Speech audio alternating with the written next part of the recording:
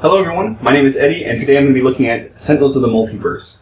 If you're interested in seeing the rules of this game, or an in-depth sort of view of the components, you won't find that here. This is a video where I'm just going to be going over my thoughts on the game.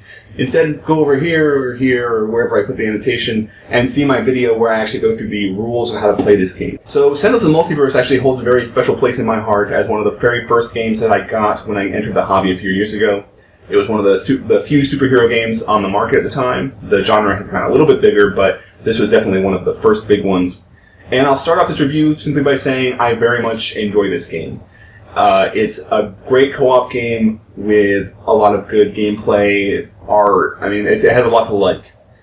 If you listen to the podcast, you know that we like going along with the plain old pros and cons list. It's not very exciting or innovative, but it's useful. So I will be doing that for this game. Definitely pros.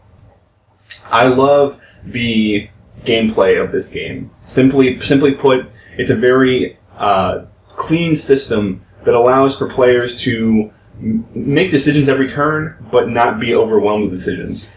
The game is a very simple play a card, use a power, then draw. That gets more complicated as the game goes on, but has a very good curve. At the beginning of the game, your superhero is kind of this weak version of themselves. They have no cards in front of them, they have their one ability, and that's it. But as the game goes on, if you're doing well, you'll get this engine going where your character really sort of explodes. There's real potential comes out. If you're the Wraith, you've got a bunch of gear that you can use. If you're Legacy, you have a bunch of support abilities, and you have abilities that make you tankier.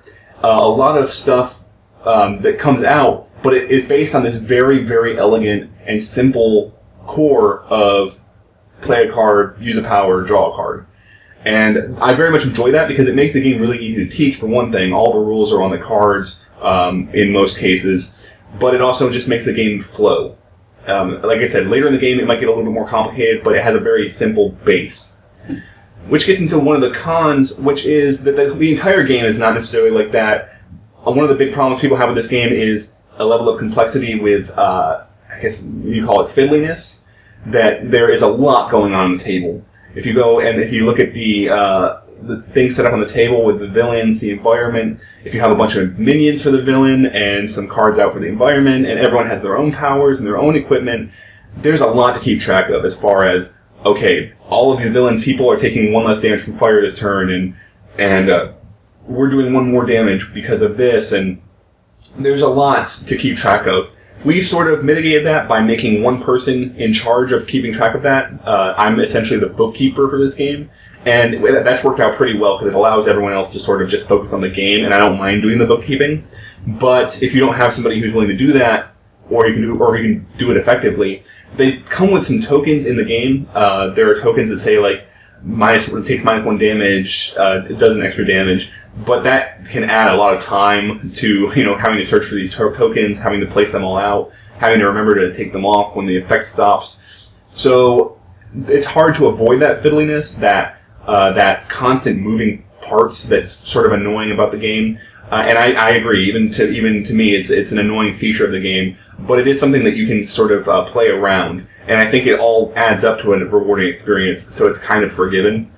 Another pro of the game that I really enjoy is the theme. As I said, the superheroes really do sort of come out. All of the different heroes in the game have their own special, unique playstyle. They all feel different. All of the villains feel different. All the environments feel different. Which gets us to another pro of the game, which is the replayability of it. You can play this game for a long time. Even with the base game, with the heroes, the villains, and the environments in it, there are a ton of combinations of possible ways to go after different villains. And when you start adding expansions, it gets even crazier. I've got a couple of boxes of Sentinels of the Multiverse stuff. I bought a lot of the expansions. The only one I think I don't have is the newest one. And they all fit in these two boxes, but it's a lot of stuff. This top box here is really just heroes and a couple of villains. The bottom box is villains and environments and tokens. A ton of stuff. And no two game will be the same if you don't want it to be. That's a very cool part of this game. And replayability as well as strategy, where you play against a villain once. Okay, now we see what that villain does. Now let's try to put together a team that will do well against this villain. Very fun, very rewarding.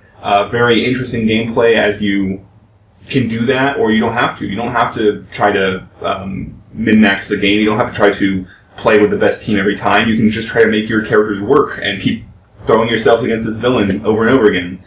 I love that it allows you to do that. So the replayability is a very big factor for me in why I like this game. Another con, and this is a bigger con for some than others, but the randomness of it. Everyone's deck is pretty well balanced, or at least feels like it's pretty well balanced, but there are some characters that are more reliant on certain cards than others. If you are playing as a certain character and you never get the cards that you need, one character that comes to mind is the Argent Adept.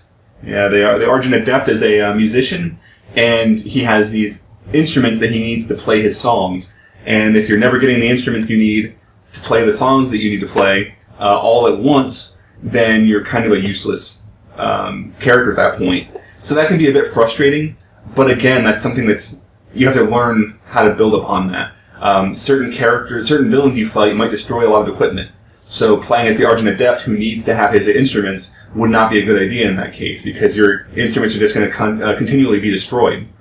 And that's a fun part of this game is playing into that strategy and trying to beat these villains by sending the right heroes at them.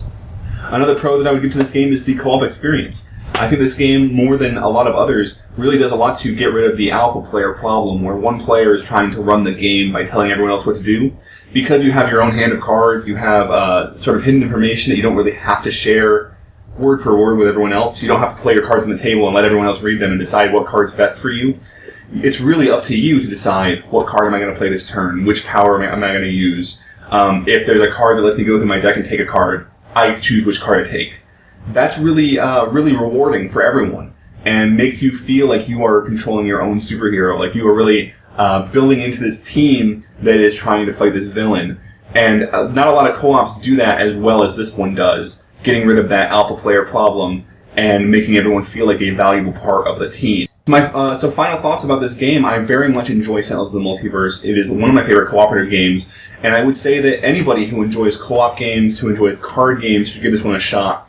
On the table, it looks a bit overwhelming, the amount of text and the amount of fiddliness of abilities, but I think if you use the rulebooks, they actually have listings of the difficulties of different heroes and villains. Go by that maybe at first, and choose some low-level heroes to play, some low-level villain to go against.